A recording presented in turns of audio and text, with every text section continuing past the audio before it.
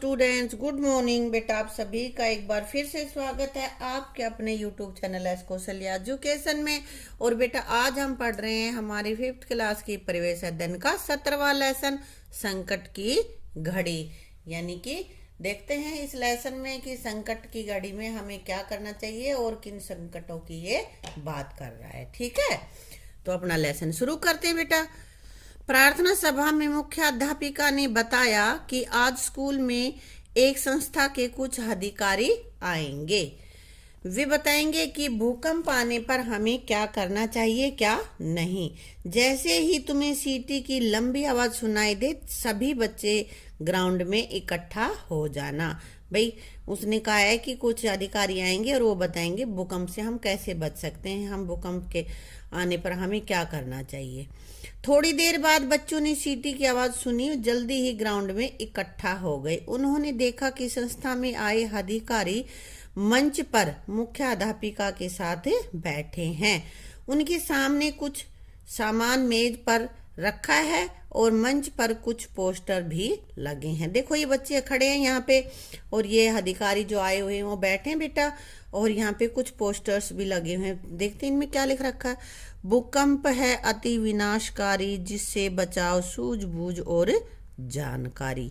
Poster लगा रखा है। ये इधर क्या है, आपदा प्रबंधन है समय की मांग, अनहोनी से बचने का इसमें ज्ञान। कह रहे हैं कि भाई हमें ये पोस्टर से ये हमें अवगत करा रहा है कि हम किस बारे में आज बात करने वाले हैं। ठीक है, जब भूकंप का हो आभास, ये देखो पोस्टर हैं और उसमें देखते हैं कि क्या कुछ बताया हुआ है। तो भूकंप के दौरान हमें क्या करें क्या न करें, ये यहाँ पे बताया गया है। घबराएं नहीं, शांत रहें। जब भूकंप आ जाए तो घबराने की जरूरत नहीं, अरे अब क्या करें, अब तो पता नहीं क्या होगा, ऐसे नहीं, शांत रहें। फर्श पर झुककर किसी मजबूत मेज, डेस्क या पलंग के नीचे शरण लें। इसे कसकर पकड़े, कंपन रुकने तक वहीं प्रतीक्षा करें। कसकर क्यों पकड़े, कहीं ये हिल के और इधर उधर डिग ना जाए और हमारे ऊपर कुछ गिर ना जाए। कांच की खिड़कियों से दूर रहे, क्योंकि कांच टूट के हमारे शरीर को नुकसान पहुंचा सकता है। यदि आप बाहर हैं तो खुली जगह पर जाएं। इमारतों, पेड़ों, तंग गलियों और बिजली के खंभों से दूर रहें। किन किन चीजों से दूर रहना है? पेड़ों से, इमारतों से, भीड़ी भीड़ी जो गलियां हैं उनसे और बिजली के खंभों से दूर रहना चाहिए। नहीं कि खंभे का सहारा लेके खड़े हो जाएं। यदि आप वाहन में हैं तो सुरक्षित स्थान पर उसे रोक दें।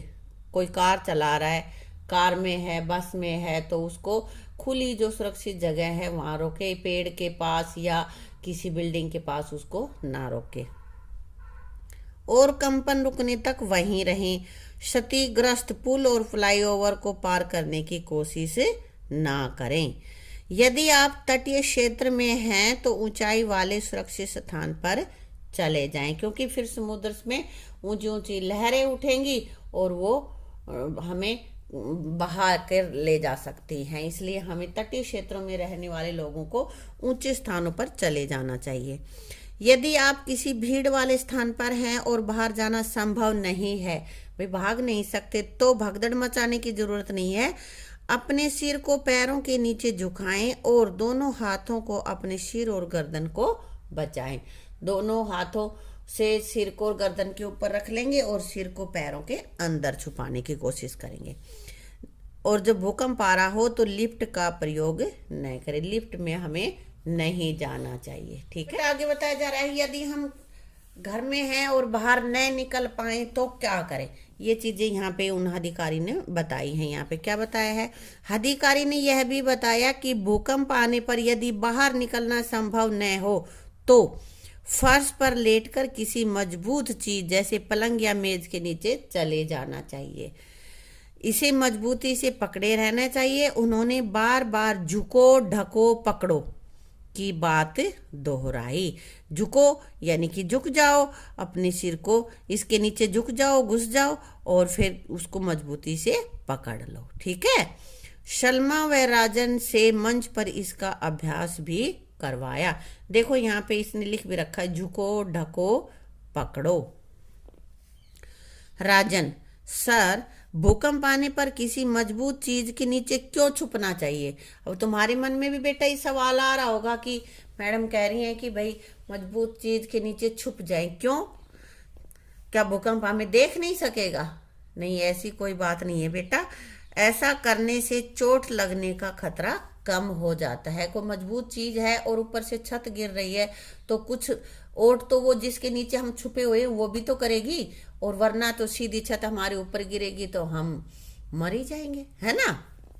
तो मजबूत चीज के नीचे छिपकर हम अपना बचाव कर सकते हैं। शर्मा, आपने हमें मेज को पकड़ कर रखने को क्यों कहा? भाई वो कह रहे मेज के नीचे ही छुप जाए, हम बस पकड़ें क्यों? किस लिए पकड़े? क्योंकि वह फिसल कर तुमसे दूर न जा सके, इसलिए मेज को पकड़ के रखना चाहिए। कुलदीप अब पूछ रहा है, क्या सर मजबूत चीज के नीचे कब तक बैठे रहना चाहिए? तो अधिकारी ने क्या कहा? उसने कहा है कि जब तक कंपन पूरी तरह से रुक न जाए। कई बार हल्की हल्की कंपन होती है और फिर जोर से झटका आ जाता है, तो हो सकता है उस समय तुम बाहर निकल रहे हो और फिर तुम्हारे ऊपर कुछ गिर जाए, है ना बेटा? अब आगे है, ऐसा करो। क्या करना है देखते हैं क्या करवाते। अपनी कक्षा से मैदान तक पहुंचने का सबसे छोटा और सुरक्षित रास्ता पहचानो। तुम्हारी कक्षा का जो कमरा है वहां से लेकर और जो खुला मैदान है जहाँ पे तुम खेलते हो, प्रेयर होती है, उस जगह के तक पहुंचने के लिए जो सबसे छोटा रास्ता है उसको पहचानो, ताकि भूकंप आने की स्थिति में कम से कम समय में बाहर पहुंचा जा सके। ठीक है? और जो रास्ता तुमने पहचान लिया है तो इस रास्ते का चित्र अपनी कॉपी में बनाओ। एक साइड एक कमरा बनाओ इस कमरे से, और हम इधर से होते हुए जाएंगे, ये हमारा ग्राउंड आ जाएगा, खुली जगह है ना। ऐसे चित्र बनाना है। झुको, ढको और पकड़ो की क्रिया का कक्षा में अभ्यास करो। ठीक है?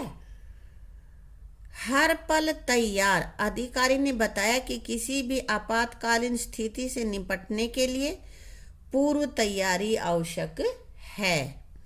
भूकंप संभावित क्षेत्रों के लोगों को निम्नलिखित बातों का विशेष ध्यान रखना चाहिए। कौन सी बातों का बेटा? घर का भारी सामान फर्श पर व दीवारों से सटा कर रखें, ऊपर नहीं रखें। परिवार के सभी सदस्य बिजली, पानी और कुकिंग गैस बंद करने की विधि से परिचित हों। मान लिया कोई घर में अकेला ही है और तुम्हारी गैस खुली है और भूकंप आ गया, तुम्हें गैस ही बंद नहीं करनी आती है, तो सिलेंडर हिल गया, नाली उससे हट गई है, तो पूरे घर में गैस ही गैस हो जाएगी ना। इसलिए घर के जितने भी सदस्य हैं सभी को गैस पाइप बंद करनी आनी चाहिए। समय समय पर घर की मरम्मत करवाते रहे ताकि घर थोड़ा मजबूत बना रहे हैं। घर में एक आपातकालीन किट हमेशा होना चाहिए। तो घर में जो आपातकालीन किट है, यानी कि विशेष जो परिस्थितियां होंगी, जब कोई विशेष संकट आ जाएगा, उसमें लेकर उसको भागने के लिए हमें एक किट तैयार कर लेना चाहिए। पता करो और लिखो। क्या पता करना है भाई? यदि तुम्हें अपने घर के लिए एक आपातकालीन किट तैयार करनी हो तो उसमें क्या क्या चीजें रखोगे, नीचे लिखो। इसमें तुम्हें लिखना है, तो ये मैं बाद में लिखूंगी, पहले हम इधर से पढ़ लेते हैं। विश्व में सबसे ज्यादा भूकंप जापान में आते हैं। तो पूरे संसार में सबसे ज्यादा भूकंप कहाँ पे आते हैं? जापान में। वहां के घर जमीन पर लकड़ी के प्लेटफॉर्म के ऊपर बनाए जाते हैं। ज्यादातर घरों में फर्नीचर भी कम होता है।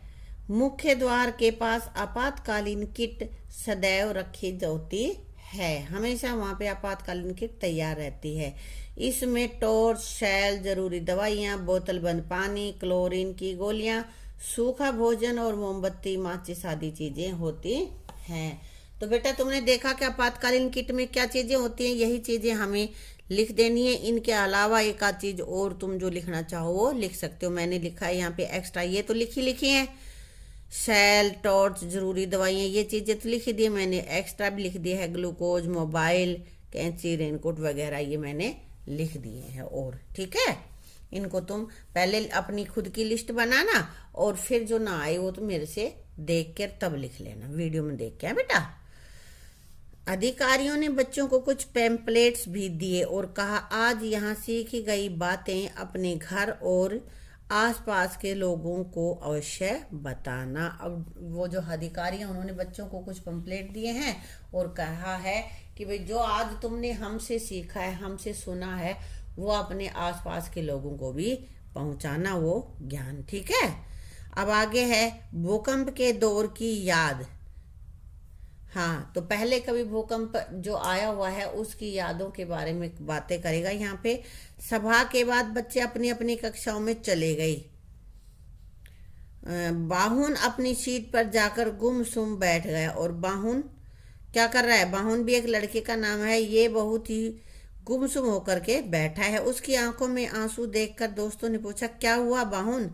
कि भाई वो रोने लग रहा था। तो उसके फ्रेंड्स ने पूछा अरे क्या हुआ? बाहुन बोला 25 अप्रैल 2015 का मेरे गांव का दृश्य आज भी मेरी आंखों के सामने आ रहा है।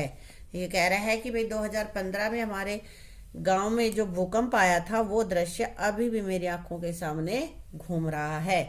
उन दिनों आमा मीन्स अम्मी, मम्मी को कहते हैं। बुआ, मैं और मेरा छोटा भाई बारुन नेपाल में अपने गांव लापू गए हुए थे। वो कह रहा है कि 2015 में हम अपने गांव गए हुए थे। कौन कौन थे वहां पे? मैं था, मेरी अम्मी थी, बुआ और मेरा छोटा भाई था। जब भूकंप आया तब हम अपने घर पर ही थे। अचानक जमीन तेजी से हिलने लगी। सभी लोग घबराकर इधर उधर भागने लगे। किसी को कुछ पता नहीं था कि क्या करना है। कोई नहीं जानता था कि हमें क्या करना है। उन्हें जो जोर जोर से आवाजें सुनाई दी तो तुरंत घरों से बाहर निकलकर भाग लिए। किसी को कुछ पता नहीं था कि क्या करना चाहिए, ये कुछ भी समझ में नहीं आ रहा था। आमा और बुआ बहुत परेशान थे क्योंकि मेरे छोटे भाई बारुन का कहीं पता नहीं चल रहा था। वो कहाँ गया ये किसी को नहीं पता। बहुत से लोगों को चोटें आई। मलबे के नीचे दबने से कई लोग मर भी गए। हम यही सोचते रहे कि अब कहाँ जाए, क्या करें। हमारा घर मलबे का ढेर बन चुका था। मलबे का ढेर मतलब कचरा बन गया था, सारा ढह गया था वो। हमारा सारा सामान भी मलबे में दब गया था। तो अब आगे कह रहे प्रश्न पूछ रहे भूकंप में जिन लोगों को घर नष्ट हो जाते हैं वे कहाँ चले जाते हैं? भाई प्राकृतिक आपदाएं जब आती हैं, घर खत्म हो जाते हैं तो लोग कहाँ रहते हैं? बेटा कुछ तो सरकार द्वारा जो राहत शिविर लगाए जाते हैं उनमें चले जाते हैं, कुछ मंदिरों और गुरुद्वारों में चला जाता है। अब आगे के क्वेश्चन थोड़े बड़े हैं, ये मैं लिखवा के दोबारा से करवाती हूँ। ठीक है, अब इसके साथ ही बेटा ये वीडियो अपनी यहीं पे समाप्त करते हैं और आगे का पोर्शन पढ़ेंगे अपनी अगली वीडियो में। ठीक है, थैंक यू।